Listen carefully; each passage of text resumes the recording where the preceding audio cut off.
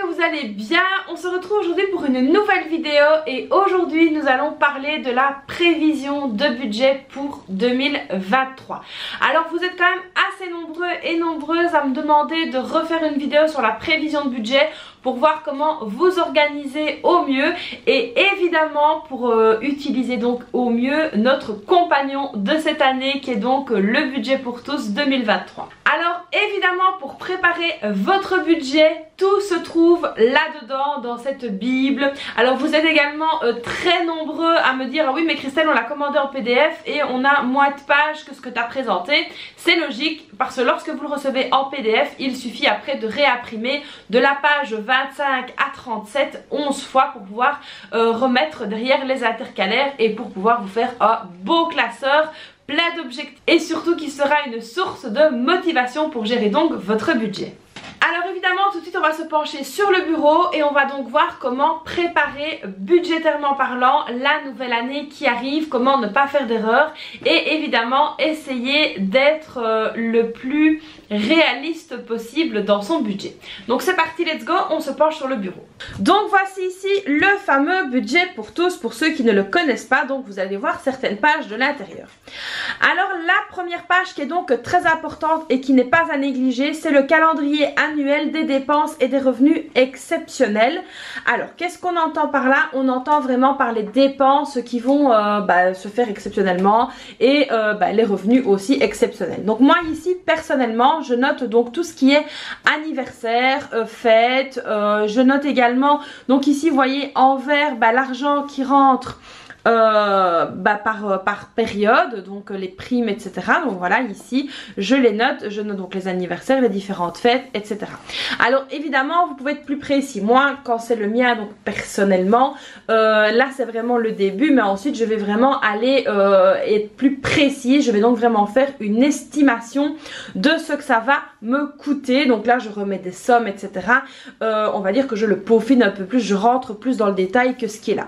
Mais bon comme ça fait partie de la vie privée, j'aime autant garder cette partie là pour moi mais vous montrer quand même comment ça se passe. Donc n'hésitez pas à mettre par exemple ici anniversaire, à mettre combien vous souhaitez dépenser pour cet anniversaire. S'il y a une fête par exemple ici Pâques, notez donc combien vous comptez dépenser pour Pâques. Donc voilà ici un petit peu le calendrier comment il se présente. Alors il est assez important de le faire parce que vous avez une vue vraiment sur l'année complète et donc vous pouvez vraiment aller voir tout ce qui va se passer dans l'année en fait et avoir cette vue pour savoir où va donc passer votre argent et surtout quand vous allez dépenser. Alors autre feuille importante du budget pour tous, c'est donc les provisions de charges. Alors qu'est-ce que j'entends par là?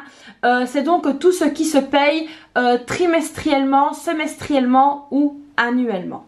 Alors ici moi j'ai différentes choses qui se payent donc annuellement comme les taxes pour les voitures, taxes poubelles, précompte immobilier, l'assurance dentaire et donc tout ça ça se compte à l'année. Donc j'ai mon montant total à payer que je divise par 12, j'ai donc le montant mensuel ici. Alors ensuite on a l'eau, l'assurance hospitalisation, l'assurance complémentaire et là pareil. Ici, je viens donc noter le montant à payer ainsi que la périodicité et le montant mensuel. Ensuite, je récupère donc le total de ma provision mensuelle et donc chaque mois, je viendrai noter le montant de cette provision de charge. Donc ici, c'est vraiment important d'essayer de ne rien louper.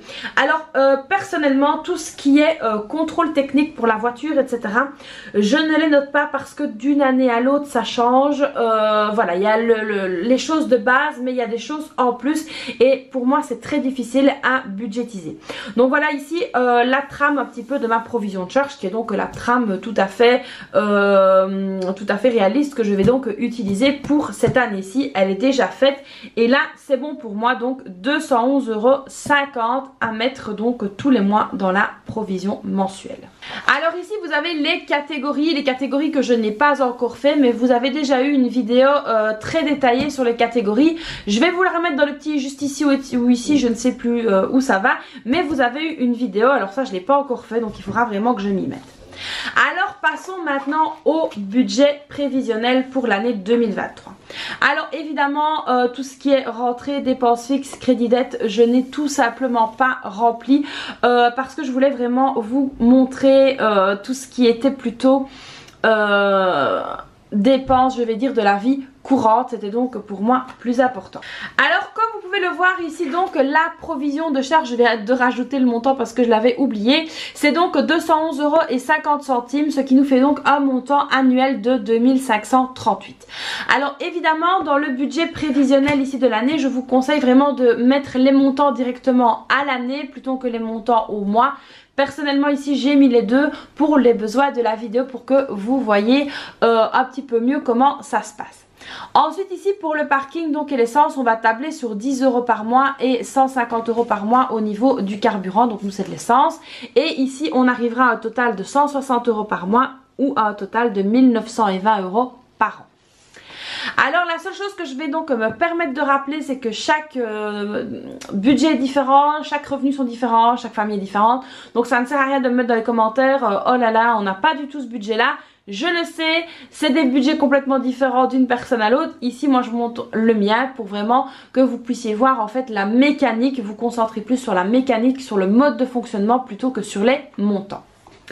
Alors ensuite donc au niveau des enveloppes, donc ici j'ai fait la même chose, 500 € en course, 70 € en beauté, 80 en santé pardon, 80 € en beauté, 50 en divers, 100 en resto, 100 en vêtements, 80 en école, 20 en maison et 20 pour clochette, ce qui fait donc un total de 1020 € par mois, ce qui fait un total de 12 240 € par année. Donc c'est vrai que c'est énorme, mais voilà, on a une vue un petit peu de ce qu'on va pouvoir devoir donc mettre dans les enveloppes sur l'année. Alors évidemment, lorsque le budget prévisionnel est complet, qu'il y a donc vos rentrées, vos crédits dettes et vos dépenses fixes, vous avez donc une autre vue que ceci parce que vous voyez vraiment ce que vous allez pouvoir donc économiser sur l'année. Alors comme je l'ai déjà dit, moi je peux pas me permettre de le faire parce que ici mon mari ne souhaite tout simplement pas que nos revenus soient donc étalés voilà comme ça. Donc ici c'est vrai que je ne montre pas nos revenus. Alors la seule chose que je peux vous dire pour vous donner une petite idée, c'est que mon mari est ouvrier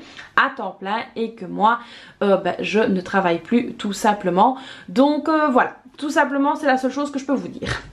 Alors ensuite ici au niveau des épargnes, alors au niveau des épargnes on a, comme je vous l'ai déjà dit dans une précédente vidéo de préparation 2023, changé certaines catégories, il y a des nouvelles catégories qui vont donc venir se rajouter. Par exemple, le Zara secondaire, on va donc mettre 10 € par mois. Les fêtes, 30 €, les vacances, 50, la voiture, 50, la salle de bain, 50. Alors, les anniversaires, 100, la rentrée scolaire, 30, le fonds de secours, 50, les excursions, 30. Ce qui fait donc un montant mensuel de 400 € et un montant annuel de 4 800 €. Donc voilà ici un petit peu pour le budget prévisionnel de l'année. Voilà un petit peu donc comment je fais. Alors après évidemment les calculs se poursuivent vu que je vois ici combien exactement je peux mettre en épargne, combien je peux mettre de côté, et ça donc c'est une fois que le calcul est fait complètement. Alors évidemment si le papier, si le format papier ne vous intéresse pas, n'hésitez donc pas à passer au format Excel. Donc vous trouverez également sur la boutique un tableau Excel. Alors ensuite la chose qui est pour moi très importante et que j'ai failli oublier dans cette vidéo, ce sont donc les objectifs financiers. Alors les objectifs financiers, c'est un petit peu un carnet de bord de ce que vous avez envie d'atteindre comme objectif. N'oubliez pas que le visuel est très important et que le fait de remplir cette feuille va vraiment vous aider à vous dépasser. Alors ici au niveau des objectifs financiers pour cette année, j'ai donc mis les vacances, 3500 €, ça doit être fait pour le mois de juillet 2023, et le fonds de secours, 1000 € le plus vite possible. Alors la mensualité, je la mets pas.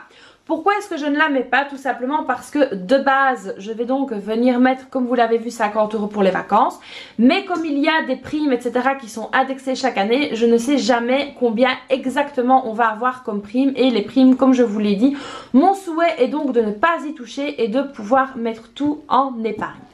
Alors ensuite ici on a donc dans les moyens termes, on a la voiture et la salle de bain, 8 000 € pour la voiture, 4 000 € pour la salle de bain.